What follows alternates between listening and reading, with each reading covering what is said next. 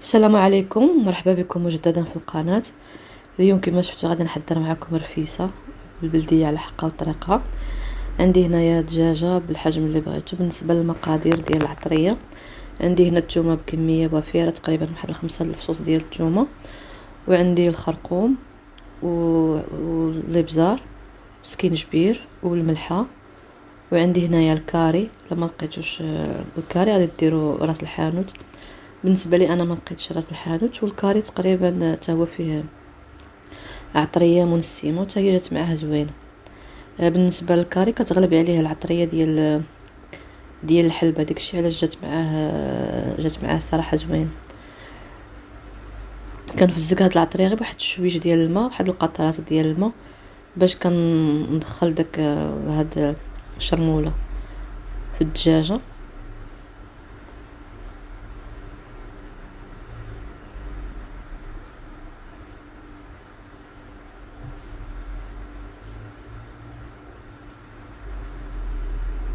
صافي كنبقى كندهن الدجاجه ديالي مزيان من الداخل ومن برا، ونخليها تقريبا واحد الساعه ولا واحد الساعه ونص، ولا كان عندكم وقت كفايه كتخليوها في هاد الشرموله وقت اكتر، باش ديك الدجاجه كتجي شاربه هاد الشرموله هادي مزيان. وما تنساوش باش ديروا لها واحد تقيبات في الصدر ديالها باش كتدخل ديك العطريه في الدجاجه مزيان.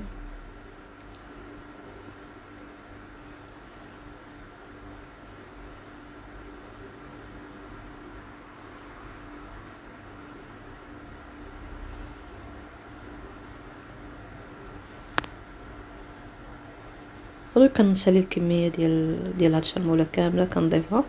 ما تكتروش، لان نفس هاد العطريه هادي بها غادي نصب في الطنجره ديالي.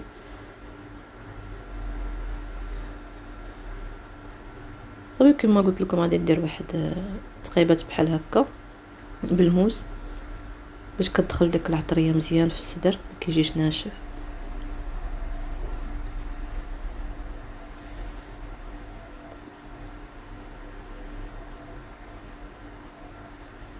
من بعد غادي ندوز باش غادي نحضر باقي المكونات. عندي هنايا واحد 3 ديال البصلات مشلضين مغلاض ما رقاق، يعني متوسطين، والعدس اللي فزقته في الماء سخون طايب، وتقريبا واحد 2 معالق ديال الحلبه تما فزقتهم في الماء سخون. عندي واحد القبيطه ديال المعدنوس والزعفران شعره اللي ذوبته بواحد نص كاس ديال الماء، واحد الضرس ديال الثومه كبير. صافي كنضيف العناصر كامله. بالنسبه للبصله راني شحرتها واحد شويش، ماشي بزاف، يعني واحد شويه، غير على ما دبلات واحد شويش، ماشي يعني بزاف حتى تحمرات، يعني غير دبلات واحد شويش وصافي. وعاد ضفت عليها باقي المكونات. كنضيف باقي المكونات خطره وحده.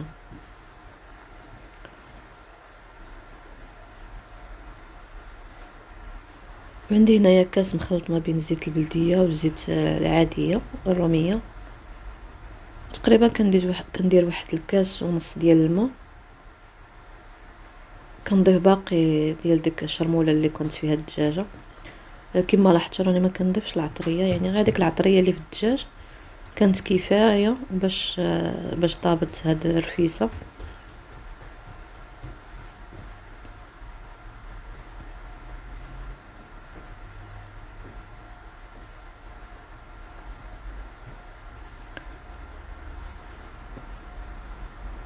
اذا درتوها في طنجره عاديه راه ما غاديش تاخذ معكم تقريبا غير واحد 45 دقيقه تقريبا. الا كانت دجاجه كبيره اللي ضيق الوقت، يعني راكم عارفين درتها انا في كوكوط تقريبا واحد على عافيه مهيله، تقريبا خدات واحد 30 دقيقه، ماشي بزاف، باش الدجاج ما تفرتش معانا من نبغيو نهشوها. صافي دابا ملي دازت 30 دقيقه راه جات يعني كما حليت عليها، يعني مقليه، ما زدت حتى شي اضافه اخرى من غير ان الدجاجه غنهزها. غادي نرشها بواحد شويش ديال الزيت وصافي غادي ندخلها تحمر.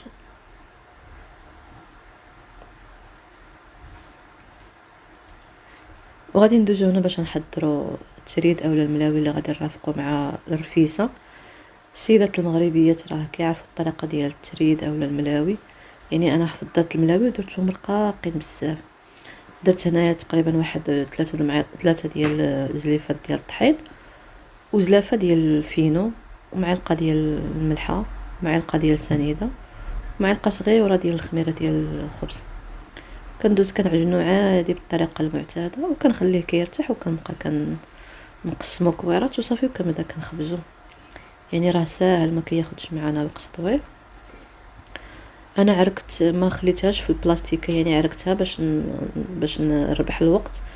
بالنسبه لعندكم الوقت كتعجنوها عادي وكتخليوها في واحد البلاستيكه واحد تقريبا واحد الساعه، وكتلقاوها رجعات مطاطيه على كثرتها بيديها.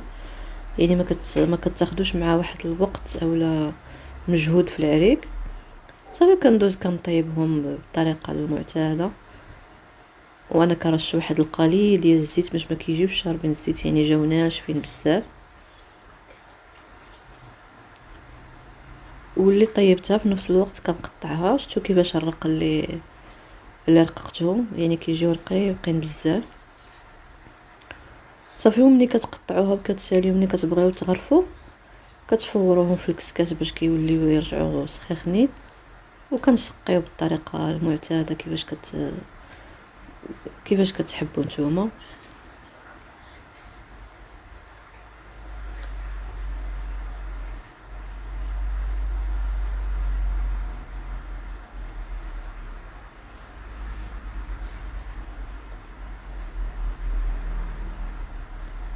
كما قلت لكم كنرشها بواحد القطرات ديال الزيت، يعني ماشي بزاف، باش كيتحمر واحد شويش،